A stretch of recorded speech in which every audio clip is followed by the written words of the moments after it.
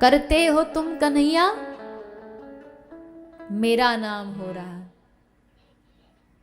अगर हमारे करने से सब कुछ हो जाता ना, तो आज दुनिया के टॉप पे बैठे रहते हम।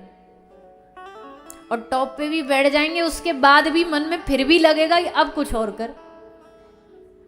दौड़ खत्म नहीं होनी कभी नहीं। दीन कहे धनवान सुखी, धनवान कहे सुख राजा को बारी, राजा कहे महाराजा सुखी, महाराजा कहे सुख इंद्र को बारी। गांव वाले कहते हैं शहर चले जाएं, शहर वाले कहते हैं गांव चले जाएं, धरती वाले सोचते हैं स्वर्ग चले जाएं, स्वर्ग वाले सोचते हैं धरती पे आ जाए।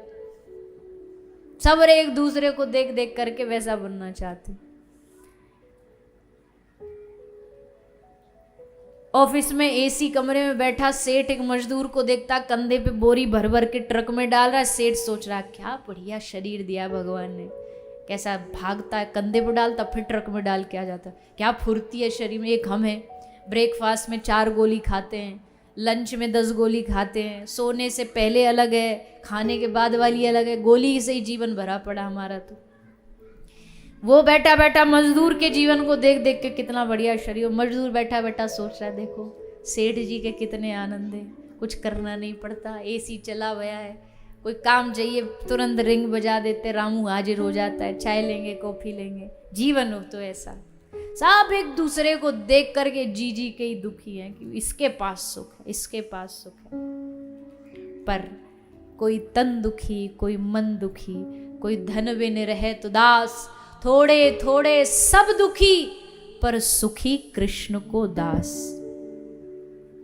ये दुनिया बस दूसरे को देख देख करके परेशान, पर जिसने भगवान को पकड़ लिया ना, वो दुनिया का सबसे धनवान आदमी है। ऐसा नहीं कि उसके जीवन में दुख नहीं, पर उसको पता है सुख भी मुझे प्यारे हैं, दुख भी मुझे प्यारे हैं, छोड़ू मैं किसे भगवान, दोनों ही तुम्हारे।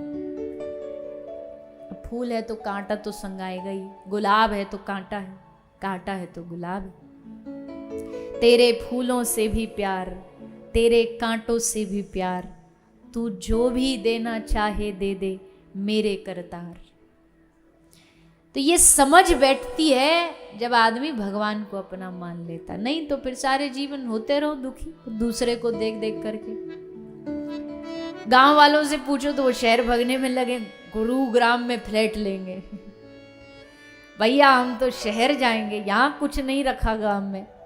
शहर वाले बोले बड़ा प्रदूषण है भैया, इतना ट्रैफिक है, क्या करें। एक में कई बार व्यंग में सुनाती हूँ, बोले सबके सुख दुख का केंद्र ना अलग होता है। एक 2 मित्र थे, एक गांव का था एक शहर का था। अब जो गांव वाला मित्र था उसने सोचा भैया हमारे शहर वाले मित्र से जरा मिलाते हैं, बहुत दिन हो गए मिले जुले, तो मिलाते हैं उससे। तो शहर मिलने आ गए।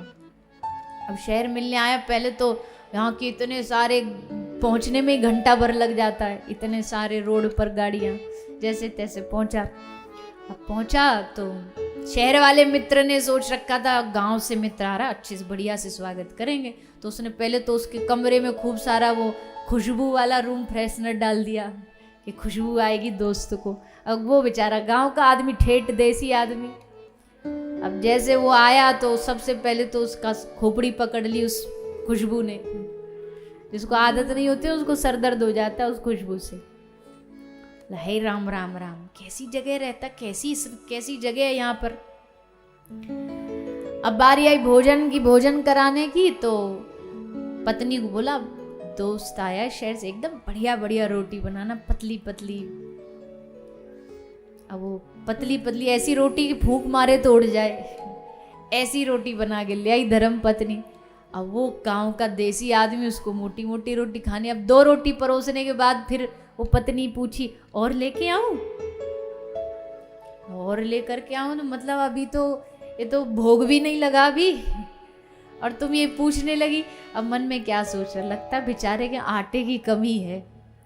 देखो कैसी पतली पतली रोटी खाते हैं ये लोग खाने के नाम पे और सोने के नाम पे। अब वो दोस्त बेचारा हवा में सोने वाला आदमी, उसके लिए रात को ठंडा ठंडा एसी चला के छोड़ दिया, वो भी 16 टेम्परेचर पे, अकड़ गया पूरी रात।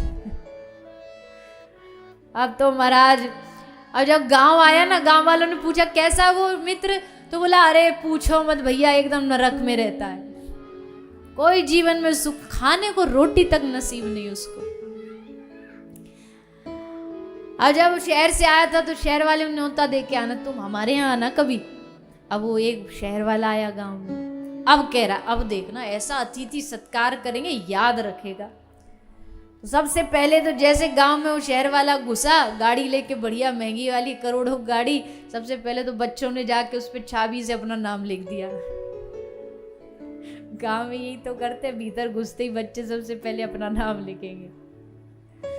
फिर पहुंचा उसके घर, तो जब वो उस शहर वाले गया था तो उसके सर में दर्द हो गया था, तो उसने सोचा अब देखो हम दिखाते कैसा होता अतिथि सत्कार। उसने कहा पत्नी को पहले ही घुसते घुसते पूरे आंगन में गाय के गोबर का लेप होना चाहिए।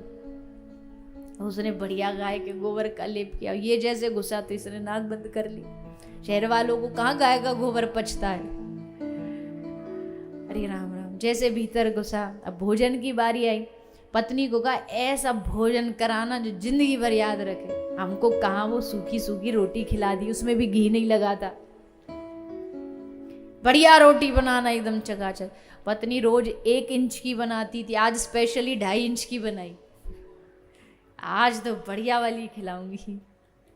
और सोने के लिए क्या बोले, एक तखत, उस पे कमर इस बेचारे की अकड़ गई।